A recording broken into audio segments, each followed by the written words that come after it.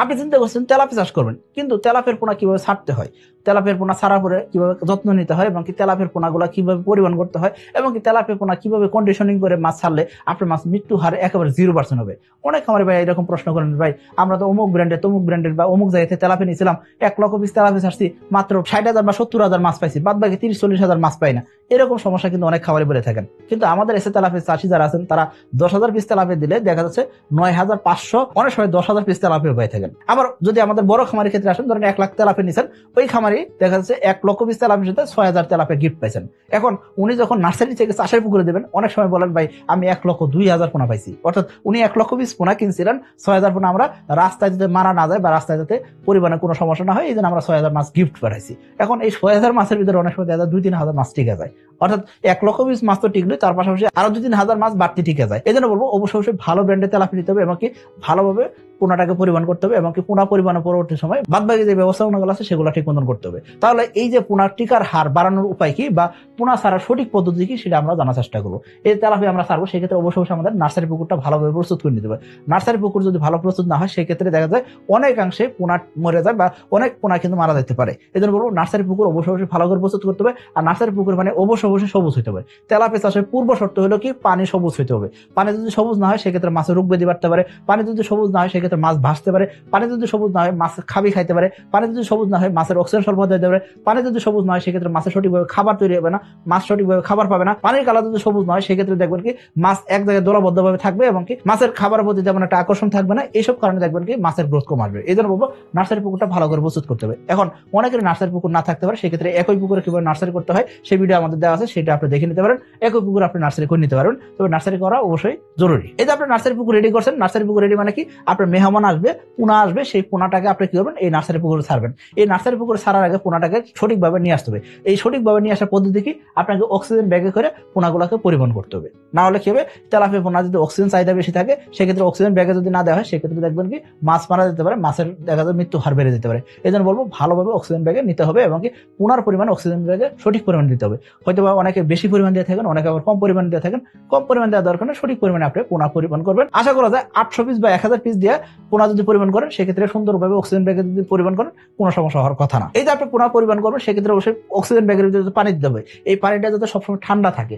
পানির তাপমাত্রা যদি উষ্ণতা বেড়ে যায়, পানির তাপমাত্রা যদি অনেক বেশি হয়ে যায়, সেক্ষেত্রে কিন্তু তেলাপিয়া মাছ প্যাকেটের ভিতরে মারা যেতে পারে। এই জন্য বলবো আপনাকে অবশ্যই ঠান্ডা পানিতে পরিবহন করতে হবে। যদি আপনি সঠিক ব্যবস্থাপনায় পুরা পরিবহন করতে পারেন, এবং আপনি যে পোনাগুলো সংগ্রহ করছেন সেই পোনার ব্রুড মাছ মা বাবা যদি শক্ত হয়, ভালো হয়, এবং তাদের যদি গ্রোথ ভালো থাকে, তাদের যদি রোগ ব্যাধি কম থাকে বা তাদের যদি রোগ ব্যাধি না থাকে, এইসব মা মাছ থেকে যদি সন্তান সংগ্রহ করা হয় বা বাচ্চা সংগ্রহ করা হয় বা পোনা সংগ্রহ করা হয়, সেই পোনার মৃত্যু হওয়ার অনেকাংশে কমে যায়। এবং কি আপনি চাইলে 24 ঘন্টা পর্যন্ত যদি পোনা পরিবহন করেন, এবং যদি কন্ডিশনিং ভালো করেন, অর্থাৎ শাওয়ার যদি ভালো হয়, মাছ পরিবহনের আগে 12 ঘন্টা 14 ঘন্টা যদি সঠিকভাবে শাওয়ার করা যায়, সেক্ষেত্রে দেখা যাবে আপনার মাছ 24 ঘন্টা পর্যন্ত পরিবহন করলেও আপনার মাছ মারা যাবে না। এই জন্য আমাদের এসে তেলাপিয়া পোনা বাংলাদেশের যে কোনো জেলা আপনি নিতে পারবেন। আপনি চাইলে 24 ঘন্টা পরিবহন করবেন, কোনো সমস্যা নেই। তবে খেয়াল করতে হবে অক্সিজেন ব্যাগে অক্সিজেন যাতে কমে না যায়, অন্যদিকে খেয়াল করতে হবে পানি যাতে গরম না হয়ে যায়। এই দুটো জিনিস যদি করতে পারেন, সেক্ষেত্রে আমাদের তেলাপিয়া 24 ঘন্টা পরিবহন করলেও কোনো সমস্যা হয় না। আমাদের অসংখ্য তেলাপিয়া চাষি আছেন যারা চিন্তা করছেন 2025 সালে এসে তেলাপিয়া চাষ করবেন। কোন তেলাপিয়া? এসে তেলাপিয়া। এই এসে তেলাপিয়ার জন্য তারা মোটামুটি 2024 সালের নভেম্বর মাস থেকে বুকিং করা শুরু করছেন। আর 2024 সাল থেকে যারা বুকিং করছেন তাদের পোনা কিন্তু অলরেডি মার্চ মাসের 14 তারিখ রাত থেকে কিন্তু ডেলিভারি শুরু হয়ে গেছে, এবং ডেলিভারি প্রসেস অনগোয়িং আছে। আপনি যদি চান এখনো পোনা বুকিং করবেন, বুকিং করে আপনি পোনা নিতে পারেন। এবং আমাদের এই ডেলিভারি প্রসেস মোটামুটি ভাবে আপনার নভেম্বর মাসের 25 তারিখ পর্যন্ত চলবে, অর্থাৎ আমরা মোটামুটি 8 মাস পোনা ডেলিভারি করতে পারি। উৎপাদন হয়ে মোটামুটি 8 থেকে 9 মাস। এই 8 মাসের ভিতরে আপনি যে কোনো সময় পোনা অর্ডার করে কিন্তু পোনা নিতে পারবেন। তবে বছর শুরুতে একটু চাপ বেশি থাকে, এই জন্য আমরা আগের বছর থেকে কিন্তু পোনা বুকিং নেওয়া শুরু করি। এই জন্য বলবো যে আপনি চাইলে এখনো যদি পোনা অর্ডার করেন, সেক্ষেত্রে 2 থেকে 3 দিনের ভিতরে পোনা নিতে পারবেন। আশা করি বুঝতে পারছেন। এসে তেলাপিয়ার পোনা খাই কম বারে বেশি। 2025 সালের নতুন পোনা 15 মাস থেকে ডেলিভারি শুরু হয়ে গেছে, ডেলিভারি চলবে 25 নভেম্বর পর্যন্ত। এবং আমাদের পোনা এক জায়গা থেকে আরেক জায়গায় পরিবহন করলে যদি কোনো কারণে পোনা মারা যায়, সেক্ষেত্রে কোম্পানি ড্যামেজ দিবে। জাস্ট আপনি একটা ভিডিও করবেন, ভিডিওর মাধ্যমে আপনি দেখাবেন যে আপনি 10,000 পোনা নিছেন, আপনার একটা প্যাকেট ফেটে গেছে, দেখেন কোম্পানি আপনাকে 1 প্যাকেট গিফট আগেই দিয়ে দিবে। এই জন্য বলবো আপনি আমাদের থেকে যে পরিমাণ মাছ কিনছেন, সেই পরিমাণ মাছের পোনা অবশ্যই আপনি পাবেন, সেটা আপনি এনশিওর থাকেন, সেটা আপনি গ্যারান্টি থাকেন, সাকিব এগ্রোটেক আপনাকে ঠকাবে না। এটা আপনি শিওর থাকেন। তারপর দেখা যাচ্ছে যদি কোনো কারণে 1 প্যাকেটের জায়গায় 2 প্যাকেট পোনা মরে গেছে বা 2 প্যাকেট ফেটে গেছে, সেক্ষেত্রে কি করবে, কোম্পানি আপনাকে ড্যামারেজ দিবে। সো এই 24 ঘন্টার ভিতরে পোনা পরিবহন করা যাচ্ছে এবং কি পোনা মারা যাবে না। যদি কোনো কারণে মারা যায় সেক্ষেত্রে কোম্পানি আপনাকে ড্যামারেজ দিবে।